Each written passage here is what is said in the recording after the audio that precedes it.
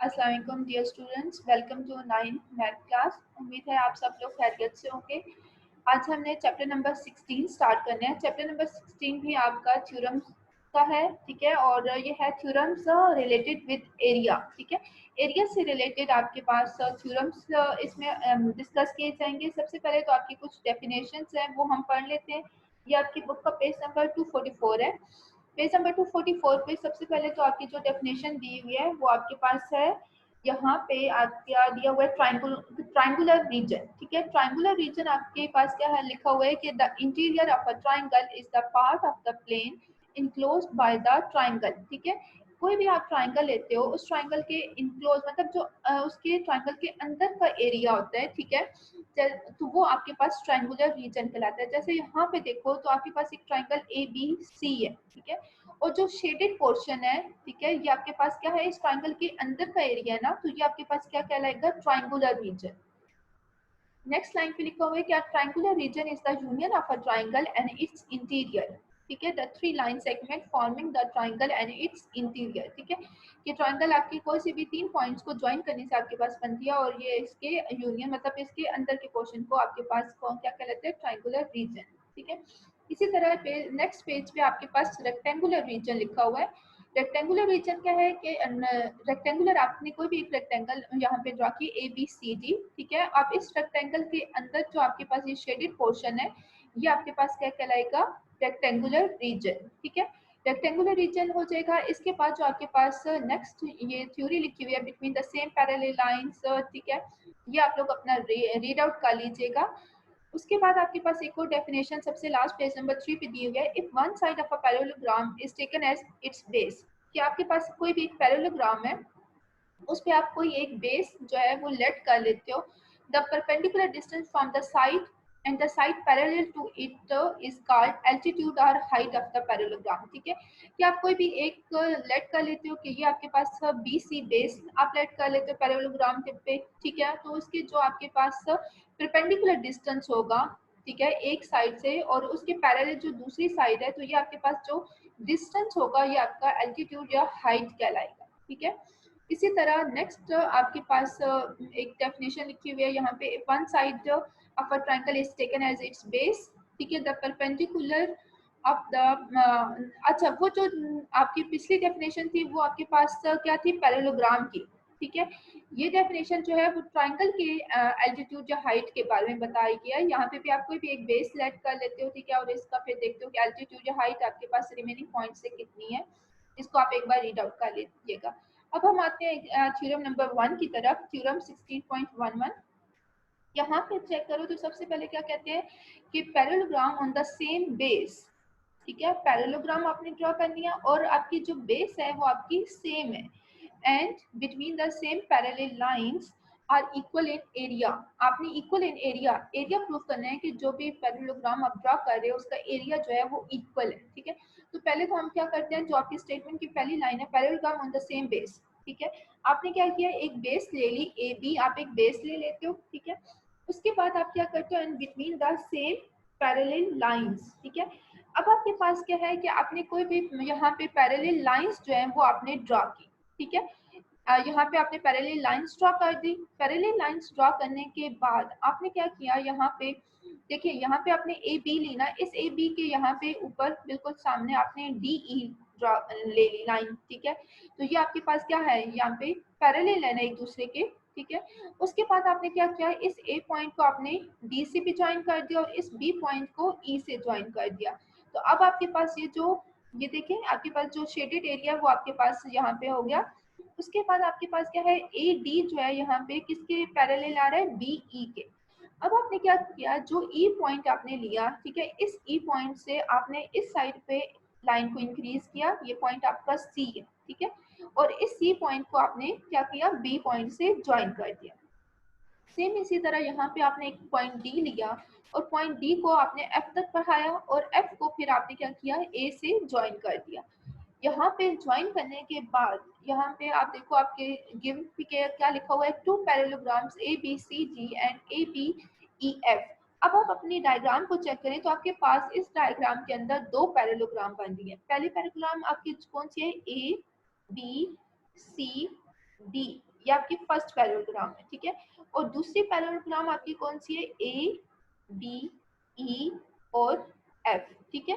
तो ये आपकी दो पैरेललोग्राम बन रही है और ये दोनों पैरेललोग्राम आपके क्या है, सेम बेस पे है, ठीक है। आपकी सेम बेस कौन सी थी, ए बी। इस ए बी से आपने ये जो सेम बेस थी, इस ए बी से आपने दो पैरेललोग्राम को ड्रॉ किया और आपके पास इस पैरेललोग्राम को ड्रॉ करने के बाद, सेम बेस पे ड्रॉ करने के बाद आपके पास पैरेलल लाइंस जो आई हैं वो कौन कौन सी हैं आपके पास, क्या है, and between the same parallel lines A B and D E. अब आप देखें ये आपके पास पैरेलल आ रही है, ठीक है। उसके बाद ये तो आपका गेम हो जाएगा। तो प्रूफ में आपने क्या करना है कि जो आपने दो पैरेललोग्राम ड्रॉ की है, ठीक है, आपने उसके एरिया को बताना है कि इसका जो एरिया है वो इक्वल है। थ्योरम की लास्ट लाइन पे आपने यही लिखा हुआ है कि आर इक्वल इन एरिया, तो आपने टू प्रूफ में क्या लिखना है, area of parallelogram A B C D, ठीक है, इक्वल है area parallelogram A B E F के। दोनों पैरेललोग्राम का एरिया आपने बताना है। तो प्रूफ स्टेटमेंट रीजन हम सबसे पहले देखते हैं। स्टेटमेंट में सबसे पहले आपको क्या कहा गया है, यहाँ पे अगर आप देखो तो area of parallelogram A B C D, पहले हम पैरेललोग्राम लेते हैं A B C D equal है, ठीक है। अब यहाँ पे क्या लिखा हुआ है, area of quad A B E D plus area of triangle C B E. अब इस लाइन को समझे कि इसमें क्या आपको कहा गया है। यहाँ पे सबसे पहले क्या कहा गया है कि आपके पास क्या है, area of parallelogram A B C D. अब पैरेललोग्राम आपके ये है ना, ए बी सी और डी, ये यहाँ पे ये किसकी इक्वल है, area of quad A B E D. अब ये देखें ए बी ई डी, ठीक है। इस पैरेललोग्राम के अंदर ये जो आपका क्वाड बन रहा है, मतलब ये फोर साइडेड जो आपकी हैं, ठीक है, ए बी ई डी, ठीक है। इस पैरेललोग्राम के अंदर ये जो आपके पास बन रहा है ए बी ई डी, ये आपके पास क्या है, प्लस किस में हो रहा है, इस यहाँ पे देखेंगे आपके पास एक ट्राइंगल बन रही है, ठीक है, सीबीई आपके पास ट्राइंगल बन रही है ना।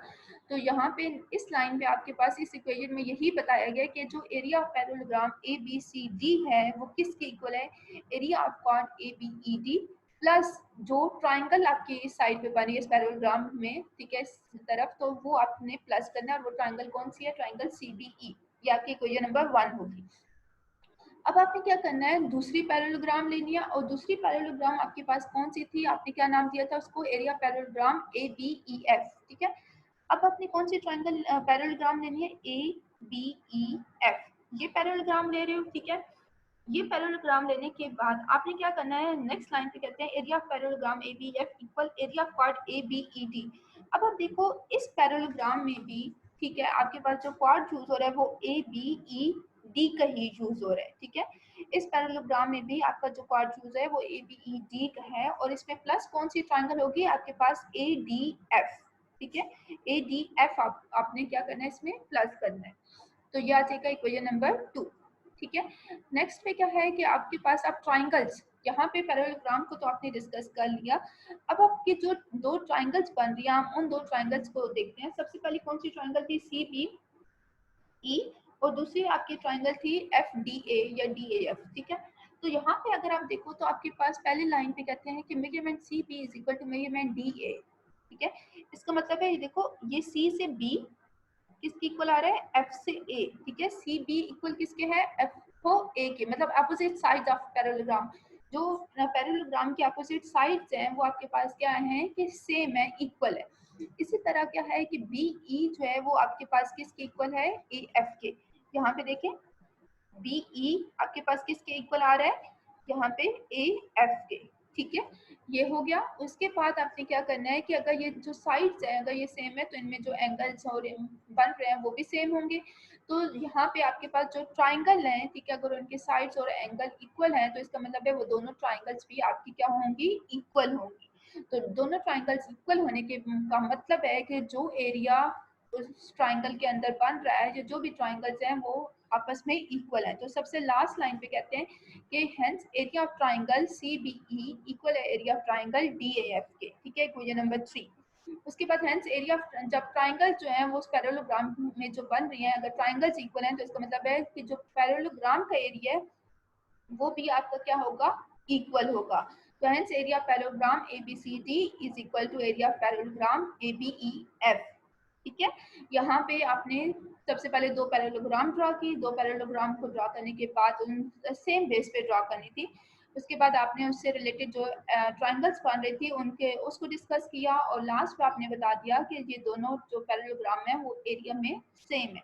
यहाँ पे हमारा थ्योरम नंबर 1 जो है वो कंप्लीट हो जाता है। अब हम क्या करते हैं, थ्योरम नंबर 2 देखते हैं कि थ्योरम नंबर 2 में आखिर आपसे क्या कहा गया है।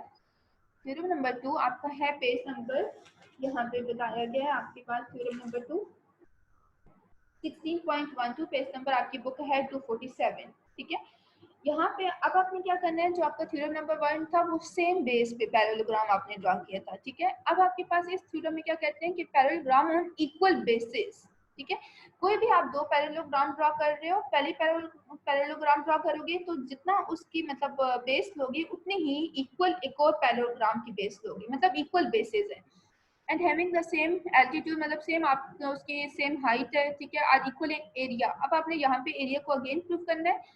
यहाँ पे देखो, सबसे पहले आप जो पैरेललोग्राम ड्रा करते हो, हम एक पैरेललोग्राम लेते हैं ए बी सी डी। ठीक है, अब यहाँ पे देखो बी सी आप इसकी बेस सेलेक्ट करते हो, तो जितनी बेस आप बी सी के लेते हो बिल्कुल उसी के इक्वल आप एक और बेस लेते हो एफ जी। ठीक है, तो यहाँ से आप एक और पैरेललोग्राम ड्रॉ कर लेते हो। ठीक है, और ये पैरेललोग्राम आपकी कौन सी बनेगी, ई एफ जी एच। पहली कौन सी थी, ए बी सी डी, और दूसरी आपके पास कौन सी है, ई एफ जी एच। ठीक है, ये आपने पैरेललोग्राम ड्रॉ कर ली, और सेम इक्वल बेस है, तो इक्वल बेस आपके पास जितनी बी सी की बेस है उतनी आपके पास क्या होगी, एफ जी की। ठीक है, और इनका एल्टीट्यूड मतलब इनकी जो हाइट है वो भी आपके पास इक्वल होगी। ठीक है, ये तो आपका हो गया गिवन। उसके बाद आपके पास टू प्रूफ में आपने एरिया को प्रूव करना है कि जो आपके पास पैरेललोग्राम है उसका एरिया आपके पास इक्वल होना चाहिए।